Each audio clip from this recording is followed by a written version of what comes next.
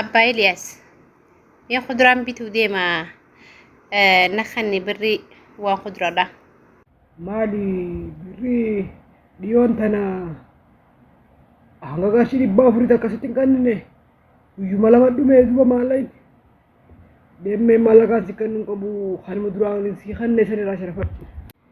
lakkee keessummaan nu dhufuu deema nyaata gosa gosaa waan goonuuf birriin sun naan geessu 100 qaba.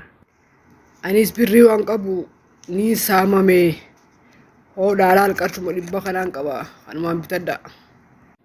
Haayame harki rabbii bal'aadha rakkoon qabu fida ni gaya isiniifis rabbi haa kanu.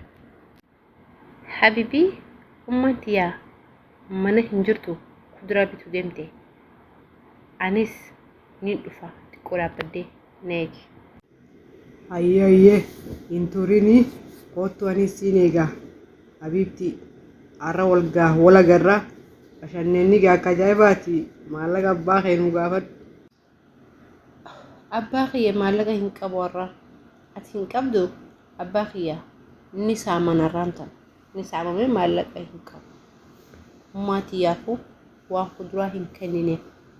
Anta maallaqa qabduun barbaadadhaati deem gaa akkas taanaan wayin maallaqa malee wanii wax siin godhu wayin qaba deem si hawaasu jabaa akka keetiiti. Hee anuma baanta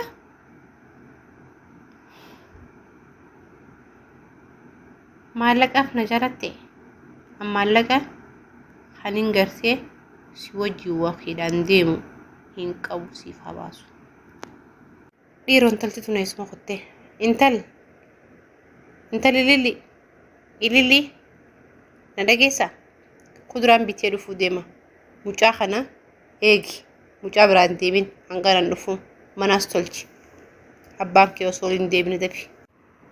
Hayyee ummaa waan hin cheekaappii mita dhunaa kanni cheekaappii ummii cheekaappii waan hin bitadhu yookaan guruftu bitinaaf kootuun maal jetti cheekaappii jette cheekaappii yoom geessee dibatta if fakkaadhu hiriyaa teetiin qixxaadhu ayyee gaafasiin siif bita ati ganaa ijoolleedha oguu dubra taate siif hin bita inshaallah ayyee hangasuttu waayinan siin jiru yoo goote yoo amri kiyya goote wanni hundinuu siif bitamaa jechuudha.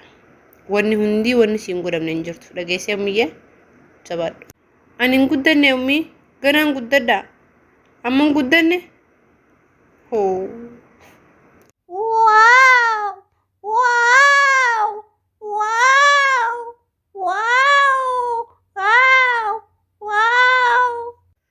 Ililli abbaayyee ilmoon tun maaliif akka boochi waatti hin kannitanii ililli biyyoo. Baba xuuxxoo barammaan dheefi bar ammumaan ummaan tiya dheef nan jettee ammumaan tanaan dheefi itti kannee bar baba. Ol fuudhi abbaa ol fuudhi yookaan haadhuuti mee maqaddata akkas naa fidi abbaa mee sinna jala kaafiti eessa kutte haateen deebine mallee magaalaa.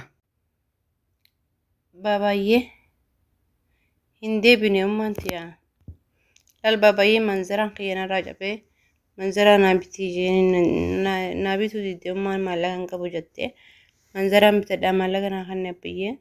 Maallaqa feetaa abbaa ayyee xiqqoo afaan kana kaadheetiin deemee sii bitaati ummaa abbaayye ayyee ammaan sii bita. Maallaqaan fedhaami maallaqa naa kan hojii dabbaan kiyya kun fuu hayyee biyya hayyee.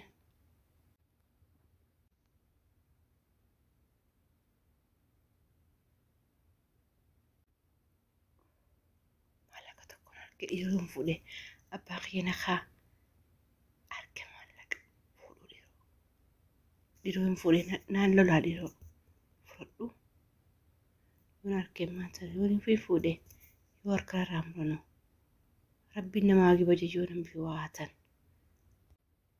Ililli ummayyee ililli eessa kuttan tal ililli hin dhageessu Ajaa'iba rabbiiti. Eessa kutte mijiyoon tun mana? Intali Lilli. Maamaa. Atiin na yaamu jira malee ansi jala awwaachuutti hin jiraa bara. Maal jette muyyee? Naa bittee mee maaniin siin jemmayyee sheekaappii naan bitne. Dhagayyaan talatiisha. Zabanni amma jijjiiramee sheekaappii malee gabbahuu dhiifame malee gaafa keenyaa nuti mataa filanneetuma fuula keenya kanatti haxaawwannee akkanuma iyyaanadha. Garuu har'an qabu yeroo biraatiin si bita inshaallah dhageessee. An 100 lafa harkadheetiin jira ummaa. Kanaanin bitadhe yookaan deemee 100 lafa harkadhe hoo wanni akkanaa gurraraan ayyaatu dhageessee. Maallaqa abbaan keefaa lafa bira kaayifaa niin fuudha jettee naafati wal nu lolchiisin dhageessee abbeenuu fixaa dhageesseemi.